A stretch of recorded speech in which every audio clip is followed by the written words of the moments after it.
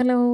നമുക്കിന്ന് വളരെ ഈസി ആയിട്ട് കുറച്ച് പ്ലേസ് മാറ്റ് സ്റ്റിച്ച് ചെയ്യാം. അതും നമ്മൾ കട്ട് വേസ്റ്റ് നിന്നാണ് സ്റ്റിച്ച് ചെയ്തെടുക്കുന്നത്. നിങ്ങൾക്ക് വേണമെന്നുണ്ടെങ്കിൽ നല്ല ക്ലോത്ത് യൂസ് ചെയ്തിട്ട് ഈ ഒരു മെത്തേഡ് ഫോളോ ചെയ്തിട്ട് നല്ല കളർ കോമ്പിനേഷനിൽ നല്ല ഭംഗിയുള്ള പ്ലേസ് മാറ്റ്സ് ഉണ്ടാക്കാം കേട്ടോ. ഇപ്പം ഞാൻ ബെസ്റ്റ് ഔട്ട് ഓഫ് വേസ്റ്റ് എന്നുള്ളൊരു ഐഡിയയിൽ തുന്നി കഴിഞ്ഞ് ബാലൻസ് വരുന്ന ക്ലോത്താണ് എടുക്കുന്നത്. ഇതൊരു ചുരിദാർ സ്റ്റിച്ച് ചെയ്തിട്ട് അതിൻ്റെ സൈഡിലത്തെ പീസാണ്.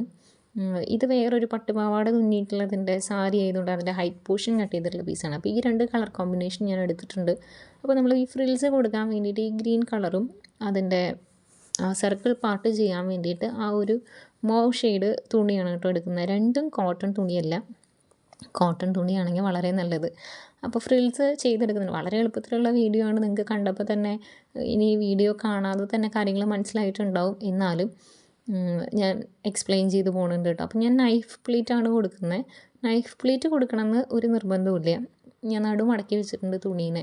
അതായത് ഇപ്പോൾ ഏകദേശം ഒരു 1.5 ഇഞ്ച് ഹൈറ്റ് വരുന്ന പ്ലീറ്റാവും നമുക്ക് സ്റ്റിച്ച് ചെയ്ത് കഴിഞ്ഞിട്ട് കിട്ടുക. ഈ പ്ലീറ്റിൻ്റെ സൈസോ അല്ലെങ്കിൽ അതിൻ്റെ ഗ്യാതറിങ് ഏത് രീതിയിൽ വരണം എന്നുള്ളതോ ഒക്കെ നിങ്ങളുടെ ചോയ്സ് ആയിട്ട് എടുക്കുക. മെത്തേഡ് മാത്രം ശ്രദ്ധിക്കുക കേട്ടോ. അതായത് ഇപ്പം ഞാൻ നൈഫ് പ്ലീറ്റ് കൊടുക്കുന്നുണ്ട്.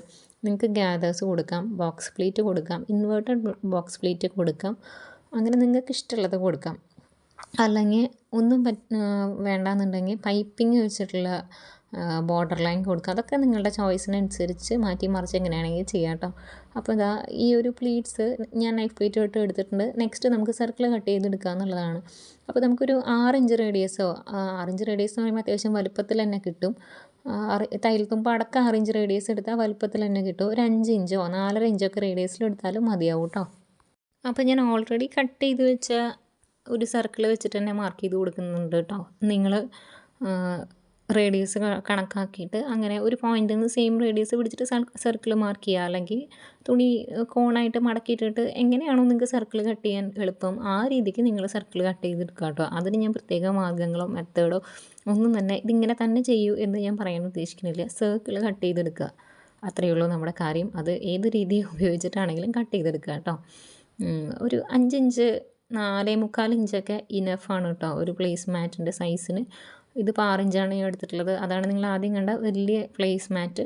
അതല്ലാതെ എടുത്തിട്ടുണ്ട്. നമുക്ക് 2 പീസാണ് വേണ്ടത്. വേണമെങ്കിൽ നിങ്ങൾക്ക് 2 സർക്കിളും ഒരേ വലുപ്പത്തിൽ കട്ട് ചെയ്യാം. അല്ലെങ്കിൽ ഒരു സർക്കിൾ മാത്രം കട്ട് ചെയ്തിട്ട് അതിൽ ഫ്രിൽസ് വെച്ച് സ്റ്റിച്ച് ചെയ്തതിന് ശേഷം അത് ഫിനിഷ് ചെയ്താൽ മതി കേട്ടോ. അതാവും കുറച്ചും കൂടി നല്ലത് എന്ന് എനിക്ക് ചെയ്ത് കഴിഞ്ഞപ്പോൾ തോന്നി. ഒരു സർക്കിൾ മാത്രം കട്ട് ചെയ്തിട്ട് പിന്നെ അതിനെ ഒരു തുണിയുടെ മീതേക്ക് വെച്ചിട്ട് അങ്ങനെ ഫിനിഷ് ചെയ്യാവും. കുറേയും കൂടെ ഫിനിഷിങ്ങിന് നന്നാവുക കേട്ടോ. അപ്പം ഞാൻ 2 സർക്കിൾ വെച്ച് ചെയ്യുന്നത് അങ്ങനെ തന്നെ കാണിക്കുന്നുണ്ട്.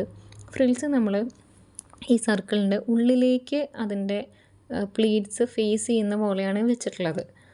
അങ്ങനെ ആകുമ്പോഴാണ് അതിൻ്റെ മീതെ ഒരു തുണി വെച്ച് നമ്മൾ അകം പുറം തിരിച്ചെടുക്കുമ്പോൾ എങ്ങനെ വരുള്ളൂ, ഈ പ്ലീറ്റ്സ് തിരിഞ്ഞ് നമുക്ക് എങ്ങനെയാണോ വേണ്ടത് അതുപോലെ കിട്ടുള്ളൂ കേട്ടോ. അപ്പോൾ ഞാൻ ഈ പ്ലീറ്റ്സ് ഈ സർക്കിളിന് ചുറ്റുമായിട്ട് തുന്നി ഏകദേശം അവസാനിക്കാറായിട്ട്. ഇനി നമ്മളിതിൻ്റെ എഡ്ജ് ഫിനിഷ് ചെയ്യണത് ഇപ്പുറത്തെ എൻഡിലെ പ്ലീറ്റിൻ്റെ ഉള്ളിലേക്ക് മറ്റേ എൻഡിൻ്റെ റോ എഡ്ജ് കയറ്റി വെച്ച് കൊടുക്കുകയാണ് കേട്ടോ. എന്നിട്ട് സ്റ്റിച്ച് ചെയ്ത് അവസാനിപ്പിക്കുകയാണ് ചെയ്യുന്നത്. അങ്ങനെ ആകുമ്പോൾ അത് നല്ല ഭംഗിയിൽ കിട്ടുള്ളൂ. ഇപ്പോൾ നമ്മളതിൻ്റെ 2 സൈഡും കൂടി കൂട്ടി പിടിച്ച് അടിച്ച് കഴിഞ്ഞാൽ ഒരു തയ്യൽ തുമ്പ് കാണുമല്ലോ. അതില്ലാതിരിക്കാൻ വേണ്ടിയിട്ട് ഇങ്ങനെയാണ് ചെയ്യണത് കേട്ടോ. എന്നിട്ട് ആ ഉള്ളിലേക്ക് കയറ്റി വെച്ച ഭാഗം ഉണ്ടല്ലോ, അവിടെ നമുക്ക് ഒരു അടിപ്പിങ്ങനെ കൊടുക്കണം. ഈ പോയിന്റിൽ നിങ്ങൾക്ക് വേണമെങ്കിൽ നൂല് മാറ്റിയിട്ട് സെയിം കളർ നൂലിട്ട് അടിക്കാം കേട്ടോ. ഞാൻ എൻ്റെ മടി കാരണം ഈ ഒരു ചെറിയൊരു അടിപ്പിന് വേണ്ടി നൂല് മാറ്റണ്ടേ എന്ന് വിചാരിച്ചിട്ട് പിങ്ക് കളർ നൂലിട്ടിട്ട് തന്നെയാണ് അടിച്ചിട്ടുള്ളത്.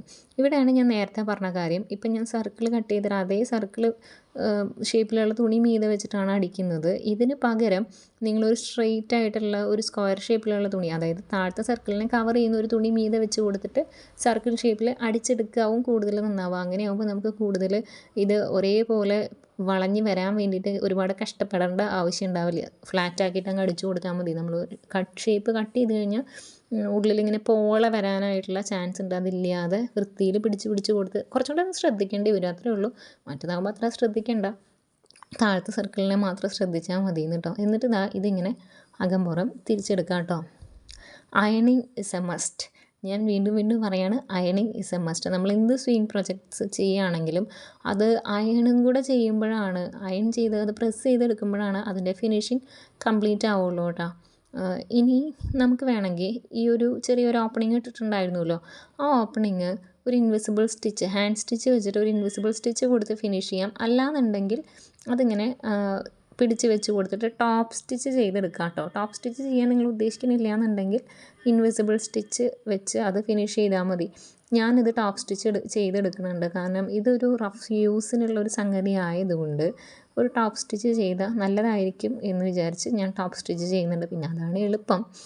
പിന്നെ അതിന് അതിൻ്റേതായ ഒരു ഭംഗിക്കുറവും ഉണ്ടായിരിക്കും, കാരണം ഒരു അടിപ്പ് അതിൻ്റെ മീതെ കൂടെ കാണുമല്ലോ.